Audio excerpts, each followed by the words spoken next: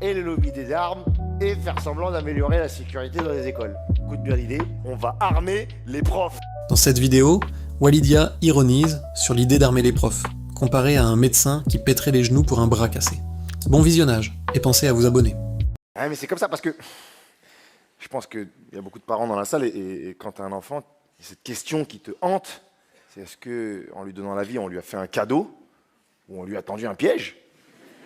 Parce que là, c'est quand même compliqué, le monde dans lequel on les met, de les protéger du processus de crétinisation ambiant.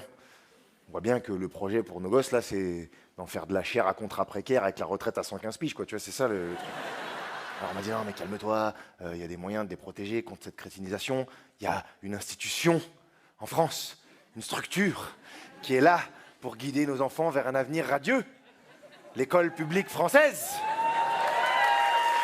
Waouh! C'est à peu près dans le même état que l'hôpital. Hein. Ah bah, la vitrine de l'éducation nationale, c'est Dior, à l'intérieur, c'est Tati, il n'y a plus rien. Ah, c'est terminé. Foutu. Ça, on glisse doucement vers le système scolaire américain. Tu vois, c'est ça. Bon, au moins les petits Américains, ils ont des matières que nous, on n'a pas. Hein, eux, ils ont fusillade. On n'a pas ça. Ah, c'est vachement bien pour le cardio des gamins, là. Nous, on est là avec nos vieux cours de PS, là, pas chasser, pas chasser, pas chasser. Faut pas lutter. Ah, je sais, sujet délicat, parce qu'il y a eu une fusillade aux États-Unis récemment. Hein. Ce qui est bien, c'est que peu importe quand ce spectacle sera diffusé, cette phrase, elle marchera toujours.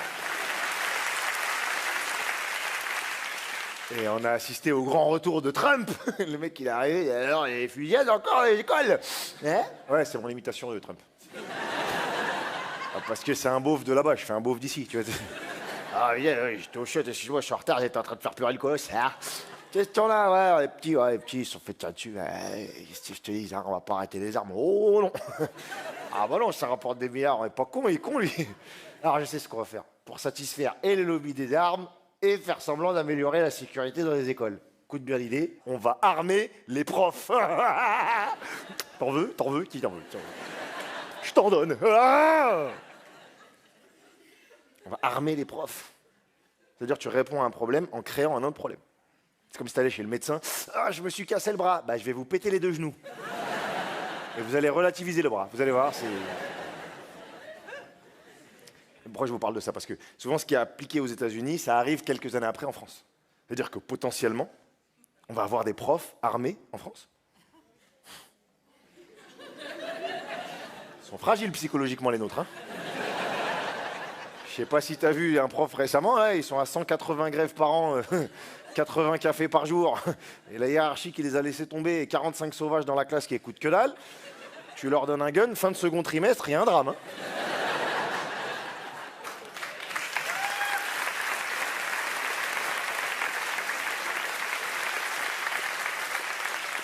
C'est sûr, il y en a un, il va craquer, il va rentrer dans la salle comme un keuf. Fermez toutes vos gueules maintenant! Parce que Monsieur Fauchon, il est calibré. Hein? J'entends moins vos petites gueules de prépubères incultes, là. Hein? Qu'est-ce que vous êtes cons, c'est fantastique. Ah, j'ai lu vos rédactions, franchement, votre suicide, ce serait de l'altruisme. Je te jure, vraiment.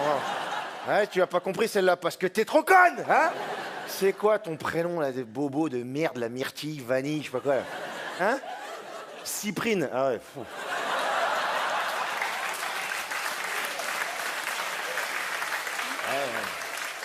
Je suis dans l'obligation de te dire que tes parents t'aiment pas. J'espère que tu le sais. Mais comment tu voudrais qu'ils t'aiment? 15 ans de sacrifice pour que ça finisse avec une petite conne qui fait des TikTok en string dans sa chambre. Tu crois qu'ils sont contents? Tu sers à rien! Tu sers tellement à rien, tes organes ils seraient plus utiles dans un autre corps que dans le tien. Ouais, tu chiales. Chiale la bouche fermée parce qu'avec ton appareil, ça me fait des reflets dans les yeux, ça me saoule. Ta gueule. Karim, descends de cette table, Karim. Parce que sinon, je vais te fumer, Karim, c'est ça qui va se passer. Descends de cette table et on danse pas en cours, Karim. Mais parce qu'on n'est pas un putain de mariage de chez toi, Karim! Oui, c'est raciste, ouais, je suis raciste, ouais. Tu sais quoi, avant de te connaître, je n'étais pas raciste. Mais maintenant, je considère ton existence comme une faute collective. Alors tu descends là, putain de ta race. Descends, voilà. Pourquoi tu danses déjà? Parce que t'écoutes le dernier album de Jul. Ah. Bah écoute ça, c'est mon dernier single. Ça s'appelle Je m'en bats les couilles, alors tu descends, voilà. Ferme la fenêtre, toi, ferme la fenêtre! Ferme cette putain putain de fenêtre. On ne fume pas en cours. Hein? Wallah l'ardim sur le Coran, c'est de la frappe. T'as changé depuis le début de l'année, Timothée, tu me dégoûtes.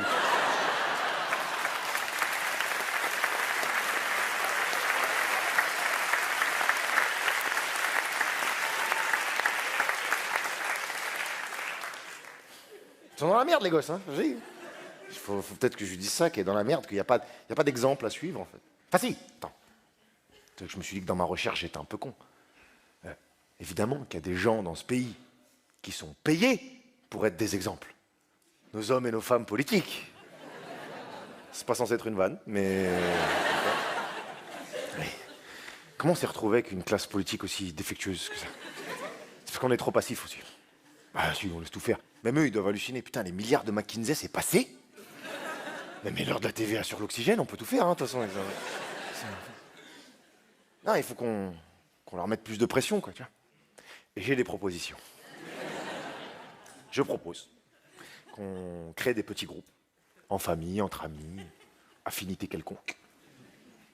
Ces petits groupes vont, par roulement, devant l'Assemblée nationale. Et de temps en temps, on en mange un. C'est transpartisan, hein, le premier qui sort. Je vous promets que le lendemain, il y a un référendum sur ce que vous voulez. Sur ce que vous voulez. Ah, excusez-moi. J'ai les séquelles de la campagne présidentielle, je suis parmi encore. Hein. Avoir encore, pour une seconde fois, le choix Macron-Le Pen. Ouais, super. C'est se curer les oreilles au tournevis ou se faire un plat dans une piscine de clous. Ouais, super. Avec les journalistes et toute la classe médiatico-politique qui fait monter l'extrême droite pendant 5 piges et après, faites barrage. Allez, faites barrage. Faites barrage.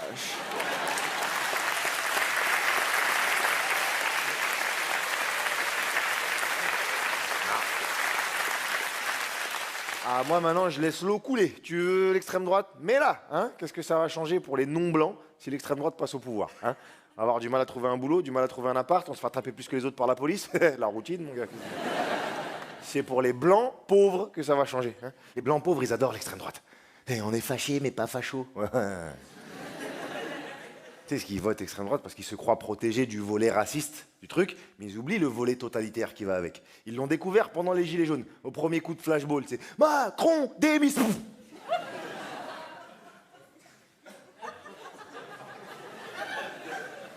Nous aussi?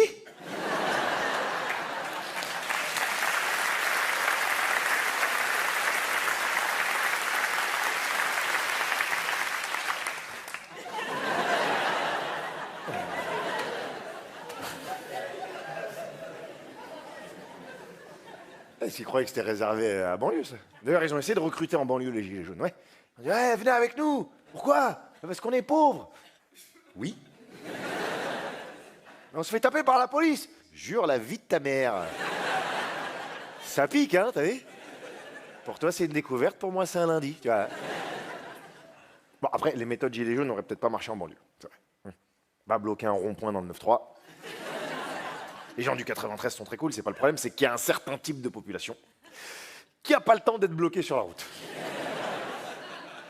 Notamment ce mec qui revient d'un go fast en Espagne, il a pas toute sa vie, quoi. Il a 40 kilos de pur dans le coffre, il manque de patience. Il manque de patience, et là...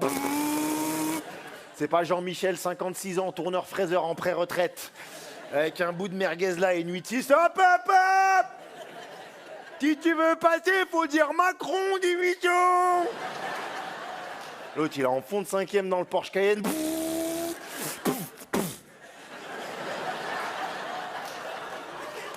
Il y avait un Dodan ici?